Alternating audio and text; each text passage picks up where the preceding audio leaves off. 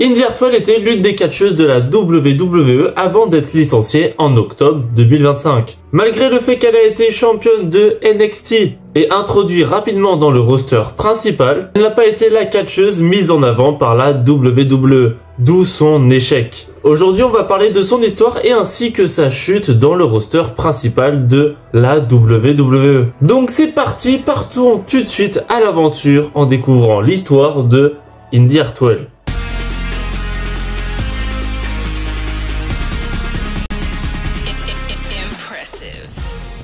Abonne-toi, on vise les 1000 abonnés.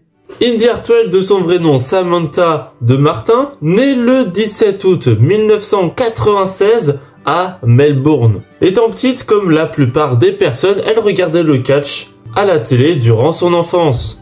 Et à l'âge de 20 ans, elle va décider de débuter dans le catch. Et de 2016 à 2019, elle passera par plusieurs fédérations de catch. Mais ce qui nous intéresse, nous, c'est le moment où elle va passer à la WWE. Et c'est chose faite. Le 14 septembre 2019, elle signe officiellement à la WWE. Durant ses 3 premiers matchs à NXT, elle s'appellera par son vrai nom Samantha de Martin, où elle perdra chaque match où elle participera. Il faudra attendre le 15 janvier 2020 pour qu'elle participe enfin au show jaune de NXT. Elle participera à la Battle Royale, où elle s'appellera maintenant Indi Hartwell. Le but de cette Battle Royale est de devenir aspirant numéro 1 au titre de NXT, mais ça sera Bianca Belair qui sera la vainqueur de cette Battle Royale. Elle perdra la plupart de ses matchs, mais là où elle arrive à remporter des matchs, c'est quand elle va faire équipe avec Candice LeRae. Ils feront équipe une première fois en affrontant Kayden Carter et Casey Catanzaro, qui s'appelle maintenant Katana Chance. Le 20 janvier 2021, elle fera équipe avec Candice LeRae, où leur équipe maintenant s'appellera l'équipe The Way, et elles affronteront et battront Cora Jade et Gigi Dolin pour passer au prochain tour. Car ce match, en fait, c'est le Women Dusty Rhodes Tag Team. Donc ils viennent de remporter le premier tour, et maintenant, au deuxième tour, ils vont devoir affronter Ember Moon et Shotzi. Mais finalement, ils ne remportent pas ce match, c'est déjà la fin de la compétition pour eux. Ember Moon et Shotzi vont peu de temps après remporter les titres par équipe grâce à la finale du tournoi où ils le remporteront. Mais Indi Hartwell et Candice LeRae, qui n'ont pas apprécié leur défaite contre eux, vont demander une revanche. Ils vont donc partir en rivalité et le 4 mai 2021, ils affrontent Ember Moon et Shotzi pour les titres par équipe dans un street fight qui était en plus le main event de la soirée. Et ben c'est l'équipe The Way, Candice LeRae et Indi Hartwell qui remporteront ces titres par équipe. Elles deviennent donc les nouvelles championnes par équipe. Et peu de temps après, ils vont affronter Io Shirai et Zoey Stark qui feront équipe. Et l'équipe The Way perdront les titres par équipe. Io Shirai et Zoey Stark deviennent les nouvelles championnes par équipe. Après ça, Indi Hartwell va se séparer de Candice LeRae et va débuter une relation avec Dexter Lumis. Et le 26 octobre 2021, elle va faire équipe avec Persia Pirotta pour affronter Io Shirai et Zoey Stark ainsi que Toxic Attraction, Gigi Dolin et Jacy Jayne dans un Super State Ladder Match pour le titre de NXT. Et ça ne sera d'autre que Toxic Attraction qui deviendront les nouvelles championnes par équipe. Mais malgré ça, le 15 février 2022, ils vont essayer de redemander une revanche à Toxic Attraction. Ils vont accepter et bien évidemment, ils vont faire ce match, mais ils vont perdre ce match. Donc finalement, Indi Hartwell ne devient pas la nouvelle championne par équipe, aux côtés de Persia Pirotta. Ils vont participer au tournoi de Styro Tag Team, mais finalement, en fait, ils vont perdre dès le premier tour face à Dakota Kai et Wendy Choo. Oui, c'est une association un peu bizarre, effectivement. Après ça, Indi Hartwell et Persia Pirotta vont s'affronter dans un match. Indi Hartwell va la battre en 2 minutes. En 2 minutes, c'est plié. Elle va donc se diriger du côté du titre de NXT, détenu à ce moment-là par Mandy Rose. Même si elle ne remporte pas son match face à Mandy Rose, elle va participer à la nouvelle Battle Royale pour devenir contender au titre de championne de NXT. Et ça sera d'autre que Zoey Stark qui deviendra nouvelle contendeuse numéro 1 au titre de NXT. Après ça, elle va participer à des matchs sans quelconque rivalité pour 3 mois après reparticiper à une nouvelle Battle Royale. Mais encore une fois, elle ne devient pas numéro 1 contender au titre de NXT. Ça ne sera d'autre que Thea Hale qui va saisir cette opportunité. Ne voulant pas lâcher l'affaire, Indi Hartwell va participer dans un Fatal 4-Way pour devenir numéro 1 contender au titre de NXT. Elle affrontera Roxanne Perez, Nikita Lyons et Zoe Stark, mais ça ne sera d'autre que Roxanne Perez qui sera contender au titre de NXT.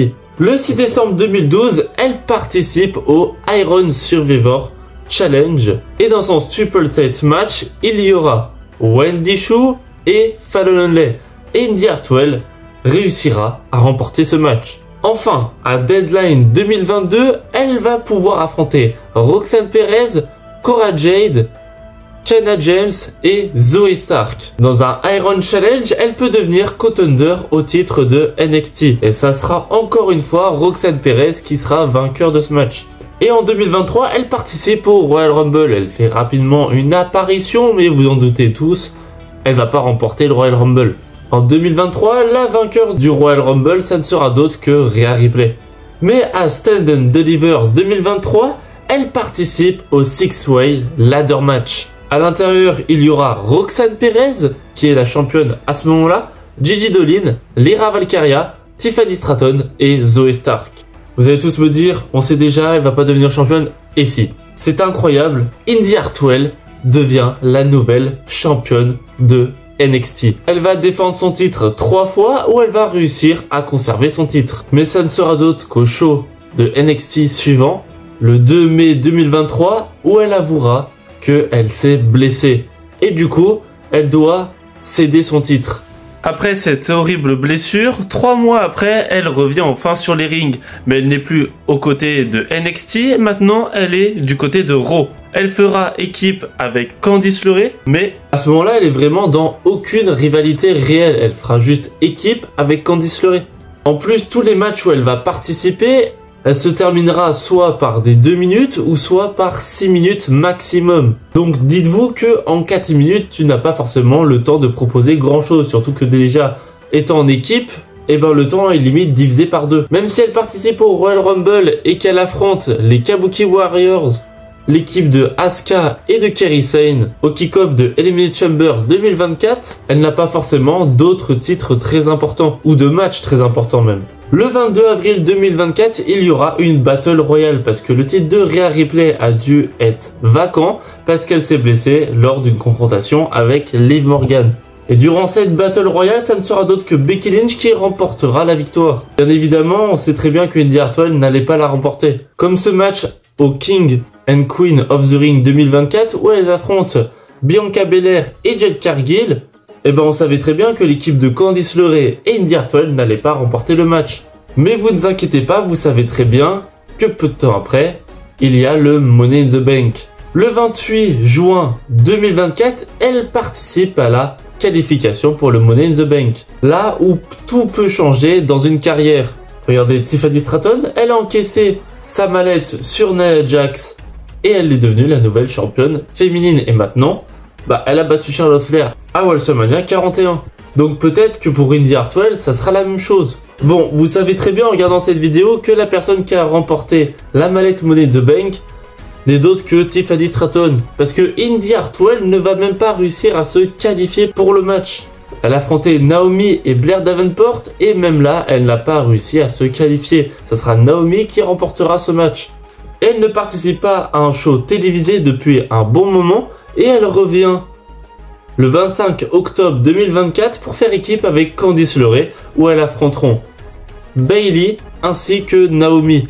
Mais ça ne sera d'autre que Bayley et Naomi qui remporteront cette victoire. Et à ce moment-là, vous ne pouvez pas le savoir, mais c'était le dernier match de Indi Hartwell à la WWE.